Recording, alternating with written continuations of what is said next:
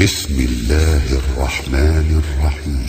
ألف لام را. كتاب أنزلناه إليك لتخرج الناس من الظلمات إلى النور بإذن ربهم إلى صراط العزيز الحميد.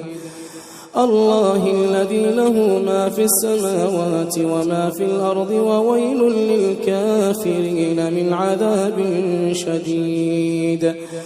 الذين يستحبون الحياة الدنيا على الآخرة ويصدون عن سبيل الله ويبغونها عوجا أولئك في ضلال بعيد.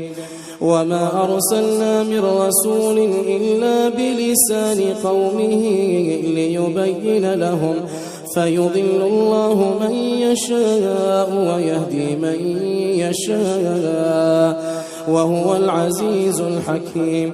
ولقد أرسلنا موسى بآياتنا أن أخرج قومك من الظلمات إلى النور وذكرهم بأيام الله إن في ذلك لآيات لكل صبار شكور.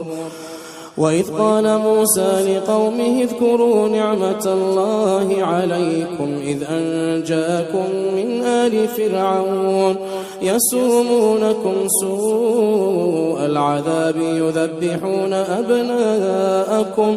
ويذبحون أبناءكم ويستحيون نساءكم وفي ذلكم بلاء من ربكم عظيم. وإذ تأذن ربكم لئن شكرتم لأزيدنكم ولئن كفرتم إن عذابي لشديد.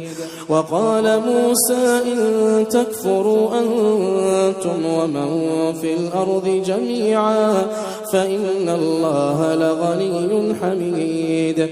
ألم يأتكم نبأ الذين من قبلكم قوم نوح وعاد وثمود والذين من بعدهم لا يعلمهم إلا الله جاءتهم رسلهم بالبينات فردوا أيديهم في أفواههم وقالوا إنا كفرنا بما أرسلتم به وإنا لفي شك مما تدعوننا إليه مريب.